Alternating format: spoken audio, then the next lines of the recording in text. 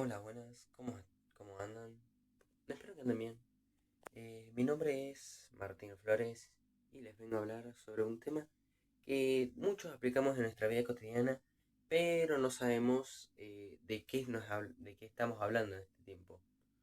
Bueno, ignoren mi pelo, sé que está un poco despeinado, pero es otra cosa. De lo que voy a hablarles hoy día, o lo que les vengo a hablar, es de la comunicación no verbal, un ámbito que aplicamos todos los días en nuestra vida cotidiana, pero no sabemos de en qué parte va la comunicación no verbal. Va, dentro de todo, la comunicación verbal es un tema sencillo de aprender, tanto la comunicación y de ahí viene la comunicación no verbal. Bueno, la comunicación no verbal es aquello que se realiza con gestos o expresiones, movimientos, etcétera. Por ejemplo, movimientos del cuerpo, de las piernas, de los brazos, de los ojos. Por ejemplo, yo ahora mismo pues, estoy usando movimientos de la mano para poder expresarme mejor con ustedes, aunque ustedes no la estén viendo. Pero la otra mano no la puedo usar porque estoy sosteniendo el teléfono con el que estoy grabando. Que también es un método de comunicación. Y bueno, ¿por qué? Porque les estoy transmitiendo a ustedes o les estoy mostrando algo que no se los puedo mostrar en persona, pero se los puedo mostrar en método de video. Así que, bueno, de la comunicación no verbal existen varios tipos, pero vamos a hablar de lo paralingüístico. ¿Y qué es lo paralingüístico? Lo paralingüístico es algo que nos facilita la hora de hablar en la comunicación no verbal, que incluye los gestos corporales o los gestos a la hora de hablar. Y en eso es lo que venimos ahora. Bueno, volviendo al caso, el, una, primero vamos a ir por partes. El tono de voz. El tono de voz es con la que se emplea los sentimientos de una persona o lo que quiere transmitir. Por ejemplo, el, como yo estoy hablando ahora, es el tono de voz con el que les estoy hablando para transmitirles algo sin, por ejemplo, sin alegría, sin tristeza, o para transmitirles con sinceridad información.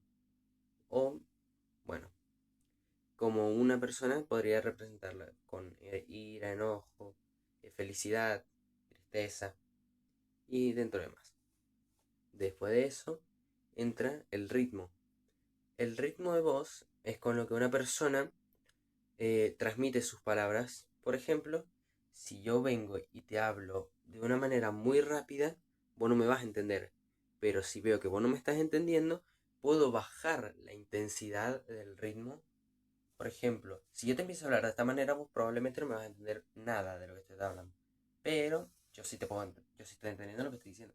En cambio, si yo te empiezo a hablar de una manera más baja, vos me vas a entender mucho más claro y me vas a poder seguir el ritmo. Pero por ejemplo, si yo estoy hablando por teléfono y estoy hablando, sí, perdón, disculpe que tengo que cruzar la calle porque... Y bueno, ahí yo ya no... Ahí vos ya no me vas a entender nada. O, si me entendés, me vas a entender muy intercortadas las palabras que te estoy diciendo.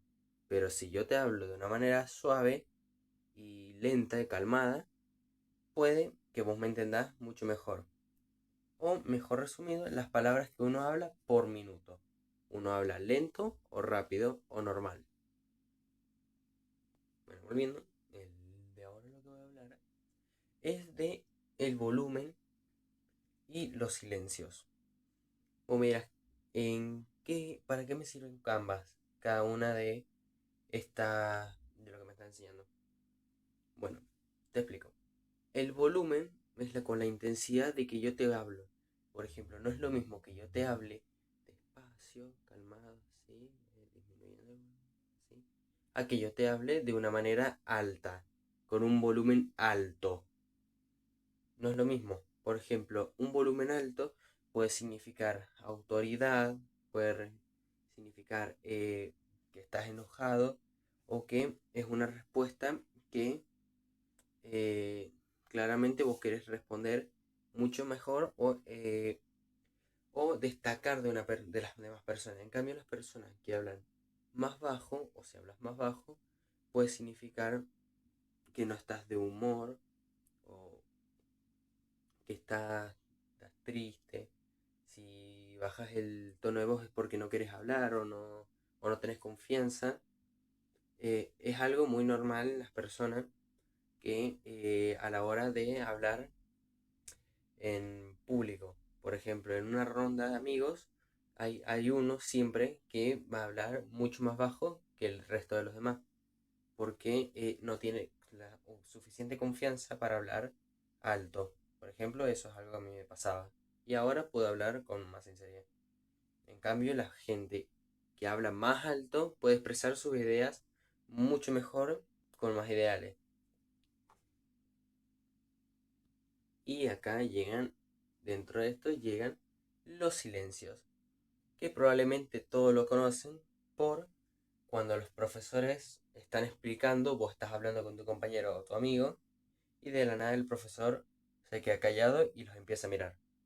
Eso puede ser algo bueno o malo, positivo o negativo. ¿En qué me refiero? En algo positivo puede ser cuando, el, cuando una persona se queda callada. ¿Por qué? Porque hace una pregunta y después de eso deja, deja la pregunta al aire para el que la responda. Y eso puede ser algo positivo por si la quieres responder. En cambio, un silencio negativo es cuando cuando vos estás dando una charla y la gente no te está prestando atención, vos haces silencio. ¿Para qué? Porque la gente, cuando hay silencio, la gente se pone nerviosa. ¿Por qué? Porque saben que no te están prestando atención, así que deciden dejar de hacer lo que estaban haciendo y prestarte atención para que vos sigas haciendo el discurso y no se sienta tan incómoda la sala a la hora de que vos no hables. Por ejemplo, algo que emplea el silencio es cuando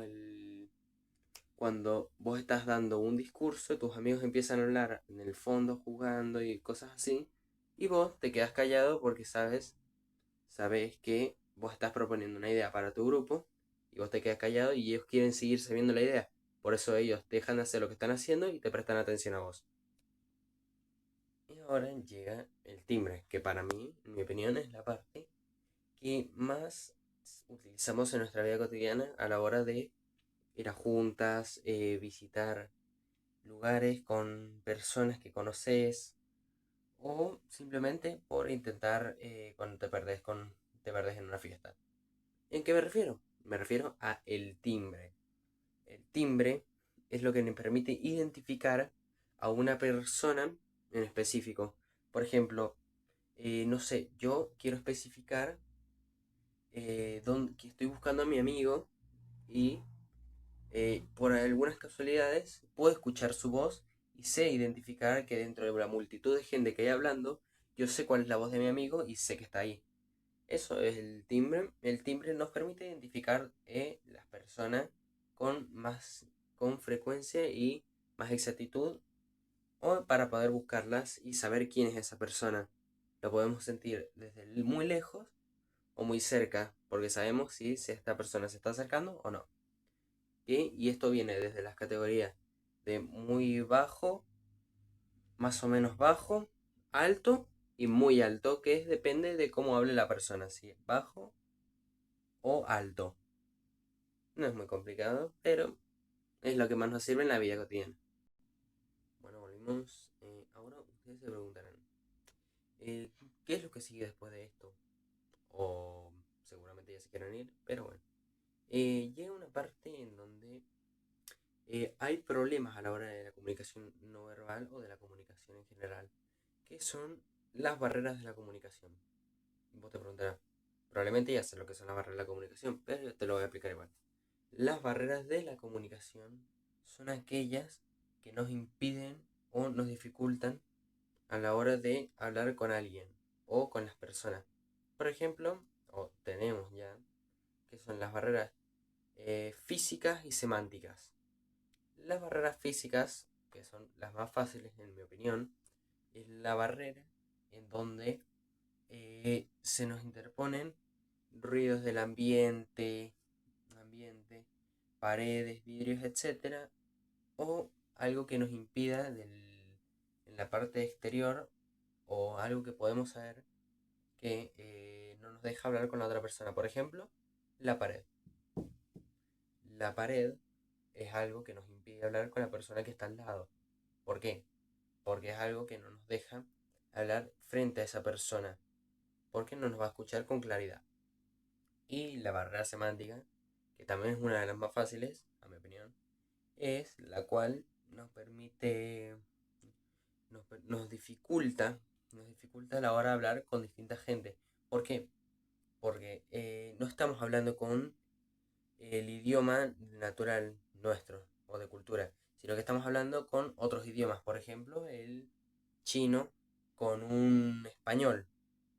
El chino, el español no lo va a entender a menos que estudie, no sé, el español estudie chino y el chino estudie español.